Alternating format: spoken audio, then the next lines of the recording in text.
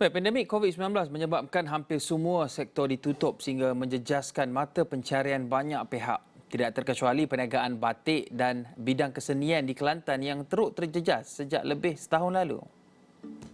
Selepas menempuh tempoh yang sukar dan seiring dengan pembukaan secara berfasah ke semua sektor, kalangan pengusaha dan peniaga batik serta kesenian di Kelantan mula menyusun strategi perniagaan bagi meneruskan kelangsungan. Begitupun untuk kembali normal, sokongan dari pelbagai pihak baik rakyat dan kerajaan diperlukan.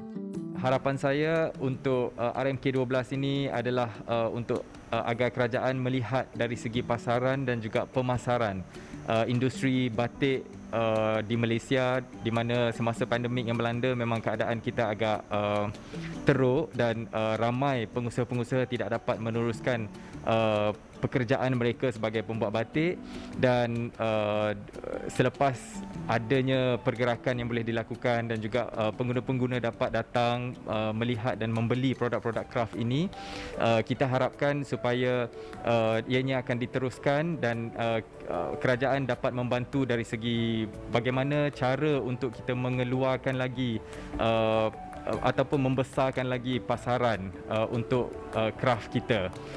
Selain itu, saya juga mengharapkan supaya kerajaan dapat melihat dari segi aktiviti-aktiviti pemprosesan batik yang dibuat itu supaya boleh dibantu, diberi mungkin adanya subsidi kepada pengusaha-pengusaha ini.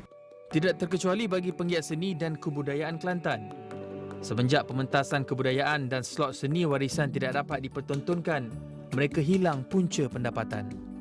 Harapan yang cukup besar untuk kami penggiat seni tanah air untuk kembali beraksi, untuk kembali menghasilkan karya-karya kreatif yang telah kami lama pendamkan, dan mungkin melalui RMK12 juga semoga industri seni ataupun hiburan ataupun seni persembahan di Malaysia terus disemarakkan dengan pelbagai inisiatif, dengan pelbagai ruang serta rangkaian yang mana kami penggiat seni dapat mengembangkan serta kita panggil dapat mengembangkan lagi hasil-hasil karya dalam masa sama untuk menjana pendapatan yang lebih baik setelah 2 tahun berada dalam pandemik COVID-19.